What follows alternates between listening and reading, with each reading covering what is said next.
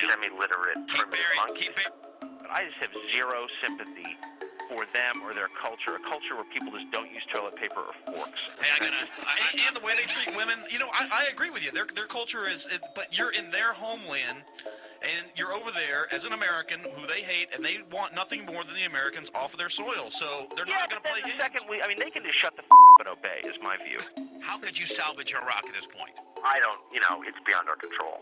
I mean, if somehow the Iraqis decided to behave like human beings or something, he'd need to say, look, I'm a bigot, okay? I'm a bigot. I don't like Islamic extremists. Like, if you are really heavily into Islam, I'm sorry, I don't care for you that much. And I don't care what that sounds like. You can call me a racist. You can call me what you want. And at this juncture, you could say that and not catch a lot of shit for it. You certainly could. I'd vote for you if you said that. White men, they've contributed some, I would say, like creating civilization and stuff. I think they've done a pretty, I don't know, whatever. Obama would kick your ass playing basketball. Yeah, of course he would. Play basketball? Come on. He's black, say it. He's a real brother. Hey, do you think I don't know how black he is. How is he black, for one thing? He has one white parent, one black parent. Well, so that makes him, why isn't he white? There's some really good, immigrants. I just think it's, people who come to this country ought to have something to offer. Be hot, be really smart. You know what I mean?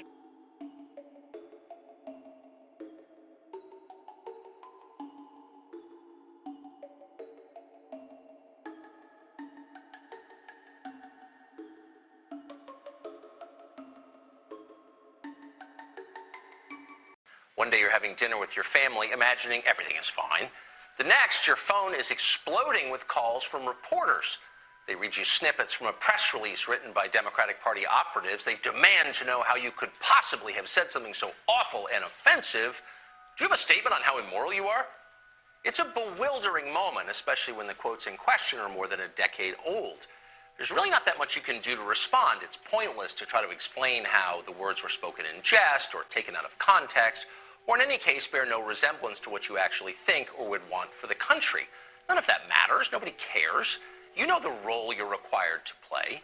You are a sinner begging the forgiveness of Twitter. So you issue a statement of deep contrition. You apologize profusely for your transgressions. You promise to be a better person going forward.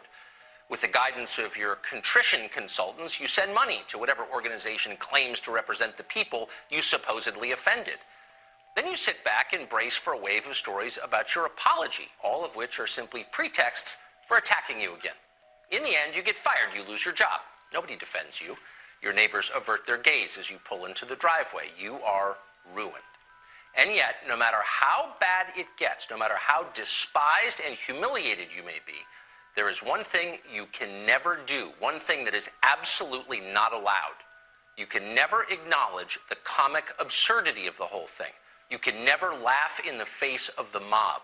You must always pretend that the people yelling at you are somehow your moral superiors. You have to assume that what they say they're mad about is what they're actually mad about. You have to take them at face value. You must pretend this is a debate about virtue and not about power. That your critics are arguing from principle and not from partisanship. No matter what they take from you in the end, you must continue to pretend that these things are true. You are bad, they are good, the system is on the level. But what if we stopped pretending for a minute? What if we acknowledged what's actually going on? One side is deadly serious. They believe that politics is war. They're not interested in abstractions or principles, rules or traditions. They seek power, and they plan to win it, whatever it takes. If that includes getting you fired or silencing you or threatening your family at home or throwing you in prison, okay. They know what their goal is. If you're in the way, they will crush you. What's interesting is how reliably the other side pretends that none of this is happening. Republicans in Washington do a fairly credible imitation of an opposition party. They still give speeches, they tweet quite a bit, they make concerned noises about how liberals are bad. But on the deepest level, it's all a pose.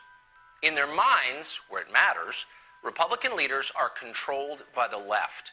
They know exactly what they're allowed to say and believe. They know what the rules are. They may understand that those rules are written by the very people who seek their destruction. They ruthlessly enforce them anyway. Republicans in Washington police their own with a never-ending enthusiasm. Like trustees at a prison, they dutifully report back to the warden, hoping for perks.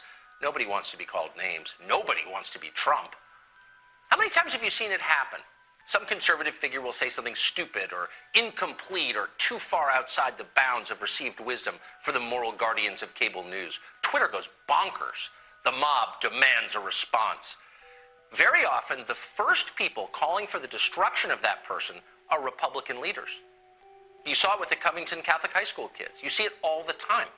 Kevin McCarthy spends half his day telling Republican members not to criticize progressive orthodoxy. Paul Ryan did the same before him. A couple of years ago, the entire Democratic Party decided to deny the biological reality of sex differences, an idea that's as insane as it is dangerous. Republican leaders decided not to criticize them for it. They might get upset.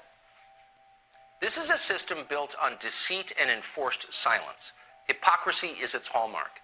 Yet in Washington, it's considered rude to ask questions about how exactly it works. Why are the people who considered Bill Clinton a hero lecturing me about sexism? How can the party that demands racial quotas denounce other people as racist? After a while, you begin to think that maybe their criticisms aren't sincere. Maybe their moral puffery is a costume. Maybe the whole conversation is an absurd joke. Maybe we're falling for it. You sometimes hear modern progressives described as new Puritans. That's a slur on colonial Americans. Whatever their flaws, the Puritans cared about the fate of the human soul and the moral regeneration of their society. Those are not topics that interest progressives. They're too busy pushing late-term abortion and cross-dressing on fifth graders. These are the people who write our movies and our sitcoms. They are not shocked by naughty words. They just pretend to be when it's useful. It's been very useful lately. The left's main goal, in case you haven't noticed, is controlling what you think. In order to do that, they have to control the information that you receive. Google and Facebook and Twitter are fully on board with that. They're happy to ban unapproved thoughts, and they don't apologize for it. They often do. So do the other cable channels and virtually every major news outlet in this country. One of the only places left in the United States where independent thoughts are allowed is right here, the opinion hours on this network. Just a few hours in a sea of television programming. It's not much, relatively speaking. For the left, it's unacceptable.